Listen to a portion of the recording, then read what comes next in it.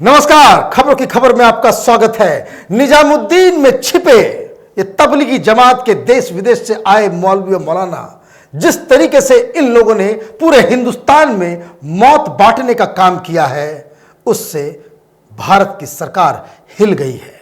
खुफिया एजेंसी को समझ में नहीं आ रहा है, पुलिस, आईबी, रॉ, इन लोगों को पता तक नहीं है कि आखिर इतनी बड़ी चूक कैसे हो गई कि सैकड़ों की संख्या में विदेश से ये मौलवी और मौलाना हिंदुस्तान के मस्जिदों में छिप के क्या कर रहे थे।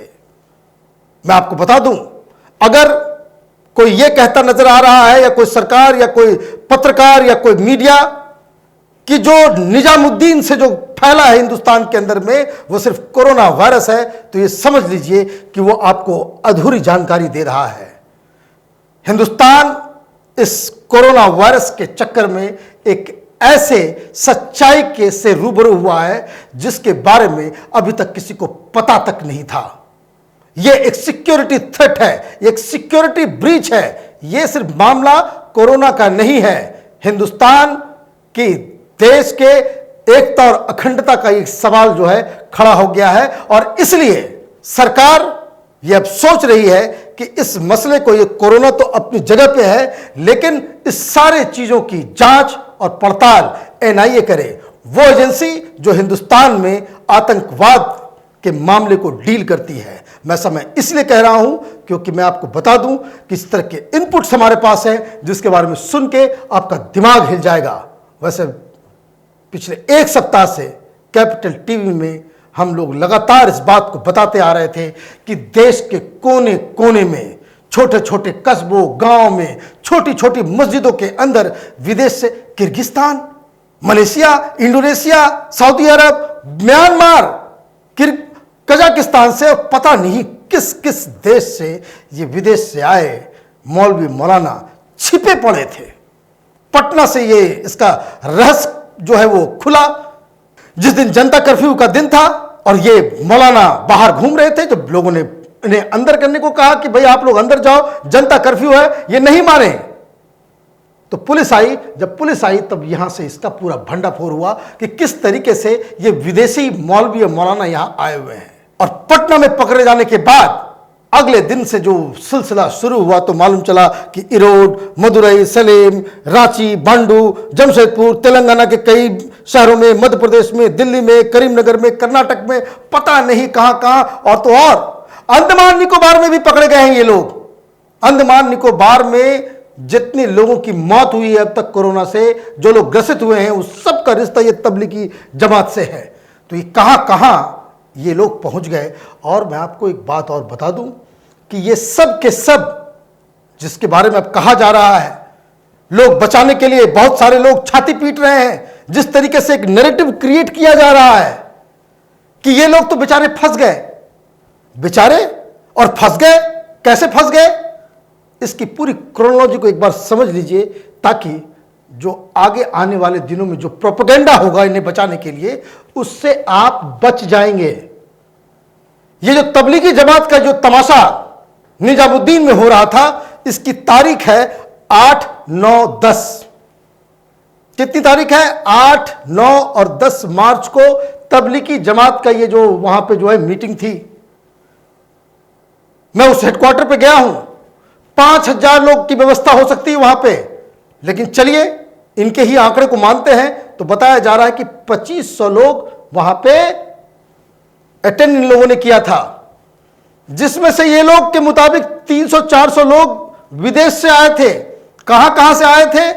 तो इंडोनेशिया से आए थे, मलेशिया से आए थे, थाईलैंड से आए थे, किर्गिस्तान से आए थे, कजाकिस्तान से आए थे, चीन से आए थे, और देखिए म्यांमार में तो मुसलमान नहीं हुआ, तो रोहिंग्या है, वहां से भी आए थे, जिंगजियांग से लोग आए थे। ये जितने दुनिया भर के जो कट्टरवादी मुस्लिम प्रांत है, जहां पे आतंकवाद की चपेट में है सारा कुछ, जहां पे बिल्कुल फंडामेंटलिस्ट इस्लाम का जो है चेहरा जो है वो खुला हुआ है, वो उस इलाकों से यहां पे ये लोग यहां पहुंचे थे।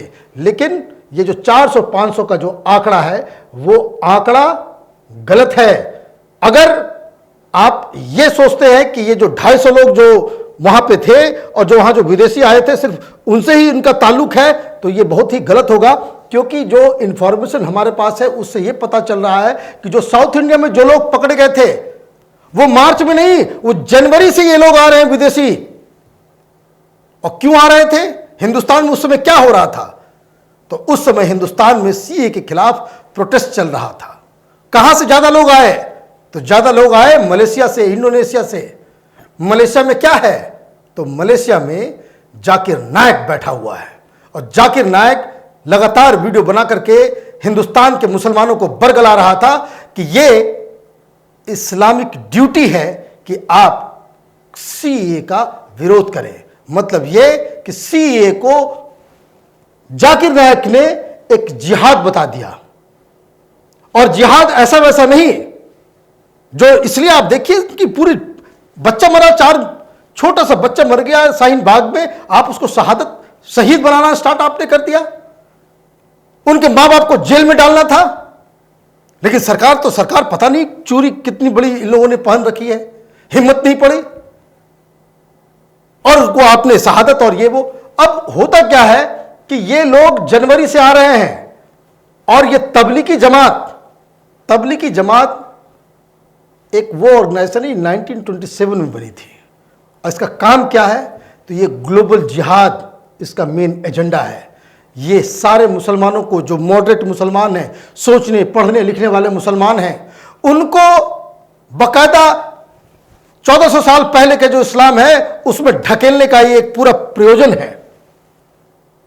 देखिए बहुत सारे लोग जो हम लोग के एज के, हम लोग बचपन में कभी नहीं देखते थे कि इस तरह से जो छोटे पैजामे और टोपी, वो दाढ़ी, मूछ मुड़ा हुआ, ये इस तरह से ये पूरे समाज का पूरा चाल चरित्र और चेहरा बदलने की पूरी मुहिम है तबलीग जमात की। और इसलिए आप देखिए ये सारे लोग जो निकल रहे हैं वो उस तरीके से, पहले फर्क नहीं होता था। पहले आप राजस्थान में जाएं, ये मेवाती मुस्लिम्स को देखिए, वही राजस्थान में जैसे बाकी लोग साफा पहनते हैं, जैसे सारे लोग दूसरे हिंदू और बाकी कम्युनिटी के लोग रहते हैं उस तरह से रहते थे। लेकिन ये तबलीगी जमात है जो धीरे धीरे धीरे धीरे करके मुसलमानों को रेडिकलाइज कर रहा है, उनको फंडामेंटलिस्ट बनाने की जुगत में लगा हुआ है। और इसलिए ये जो चिंता जो सरकार की है और इसलिए ये जो एनआईए को ये केस देने की जो बात हो रही है, वो उसका पूरा वाक्य जो, और तो और मैं आपको बता दूं कि साउथ इंडिया में जिस मुस्लिम संगठन ने श्रीलंका में चर्च में बम उड़ाए थे, तबलीग और उनका एक क्लोज रिश्ता है। पीएफआई के साथ मिलकर ये लोग काम कर रहे हैं, बाकी दूसरे तंजीमों के साथ मिलकर ये लोग काम कर रहे हैं। पीएफआई का रिश्ता आईएसआईएस के साथ है, अलकायदा के साथ है। ये कहने का मतलब ये है कि हिंदुस्तान में एक अजीबो गरीब चर्निंग चल रही है।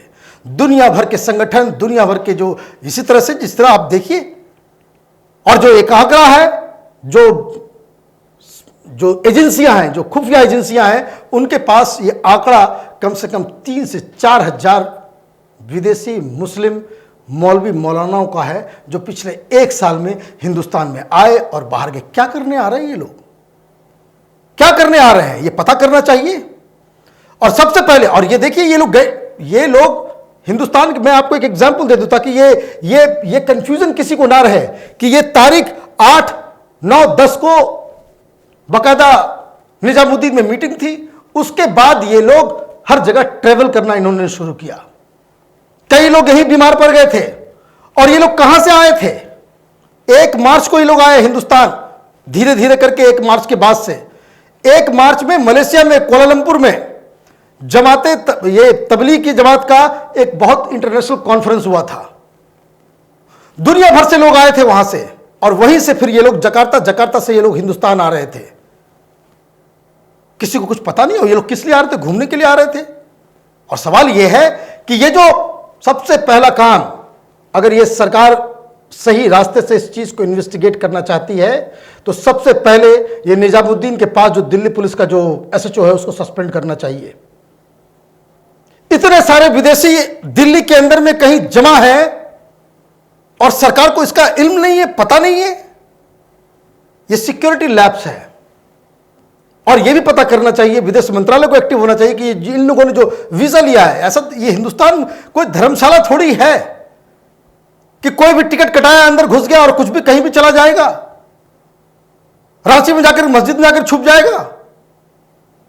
उसका एक तरीका है, उसका कानून है, उसकी पूरी प्रणाली है, उसको फॉलो क्यों नहीं किया गया? और इसमें जो चूक हुई है, यह पता करना चाहिए कि वीजा किस चीज के लिए मिला और वो कब से यहां हिंदुस्तान में थे। ये कम से कम ये जो 2.5 से 3 हजार इस तरह के विदेशी मौलवी मौलाना हिंदुस्तान में आकर के वो क्या कर रहे थे। एक जो सबसे मूट पॉइंट है, जो एजेंसी के सामने चुनौती है कि हर जगह की पुलिस को ये पता करना चाहिए कि ये सारे लोग ये सीए के दौरान क्यों हिंदुस्तान आए, और ये पता करना चाहिए कि क्या ये सारे विदेशी मौलवी मौलाना गांव गांव जाकर के क्या ये मुसलमानों को भड़काने का काम कर रहे थे? क्या ये मुस्लिम मस्जिदों में जाकर के वहां के मौलानाओं को एक बगल में बिठवा करके वो अपनी भाषा में फ्राइडे प्रेयर्स में ये नहीं कहवाते थे कि पूरी दुनिया आपके साथ है, इस कानून को बदलने के लिए पूरी दुनिया में जितने मुस्लिम्स हैं वो आपके साथ खड़े हो जाएंगे? इस तरह का प्रोपेगेंडा क्या हुआ है या नहीं हुआ है? किस तरीके से सरकार के खिलाफ इन लोगों ने मुस्लिम समुदाय को भड़काया है, इसका पता होना चाहिए। अगर सरकार इस चीज को, और यही बात है, और ये सब बहुत सारे कंसर्न है, बहुत सारे कंसर्न है, इनका क्या रिश्ता है, कहां से पैसे, ये ऐसे ट्रेवल थोड़ी मुफ्त में तो होता नहीं है। जकार्ता से दिल्ली, दिल्ली से फिर देश के अलग अलग जगहों पे जाना, महीनों रहना, छुप कर रहना, खाना पीना, ट्रैवल करना, ये तो फ्री में होता नहीं है। कहां से पैसा आ रहा है, कौन पैसा कर रहा है, कौन फंडिंग कर रहा है? जो भी हो, यह सिर्फ कोरोना वायरस नहीं फैला है, निजामुद्दीन से एक अजीबोगरीब जहर समाज में घोला जा रहा है। और मैं आपको बता दूं, अगले 2 दिन के बाद से ये लोग बताएंगे, एक प्रोपेगेंडा चालू होगा कि ये तो बेचारे हैं, फंस गए। सब कुछ पूरी दुनिया को पता था कि ये जो तबलीगी जमात की जो मीटिंग हुई मलेशिया के अंदर 1 मार्च को, उसके बाद इन जो इस तबलीगी को जो लोग उसमें शामिल हुए थे, उनको पूरी दुनिया सुपर स्प्रेडर कह रही थी। मलेशिया में 50% लोग जो कोरोना से ग्रसित हुए हैं, जो मारे जा रहे हैं, सबका रिश्ता उस जमात की मीटिंग से हुई है। जो लोग वहां गए, अब देखिए जैसे कश्मीर में जो एक डॉक्टर मरा, वो यहीं से गया था, यहां से आपने फैला दिया। अंडमान निकोबार में आज खबर आई है 6 लोग जो मारे गए हैं तेलंगाना के अंदर में, सब के सब ये निजामुद्दीन आए हुए थे, सब के सब निजामुद्दीन आए हुए थे।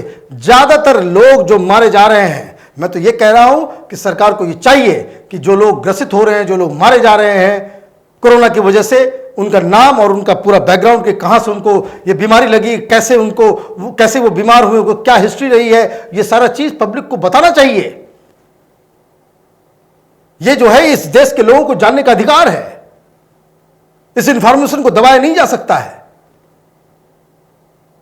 तो कहने का मतलब यह है कि अब एक अजीबोगरीब राजनीति शुरू होगी, लोग बचाने के लिए उतरेंगे और ये बताएंगे कि भाई ये लोग तो भोले भाले लोग थे, अचानक से मोदी ने जनता कर्फ्यू लगवा दिया, शटडाउन कर दिया, उसमें ये फंस गए।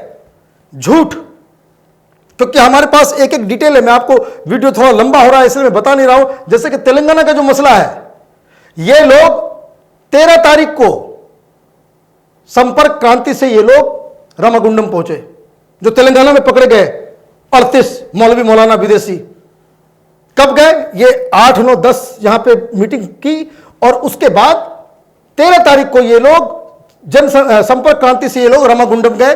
और अभी वो भी मैं आपको बता दूं, ये S9 बोगी में थे, ये S9 बोगी में थे और वहां जाकर के फिर उसके बाद से वो 14 तारीख के बाद से ये लगातार वहां पे तेलंगाना में घूम घूम करके लोगों को कोरोना वायरस और जो फंडामेंटलिज्म का जो कट्टरवाद का जो वायरस है, ये दोनों फैला रहे थे।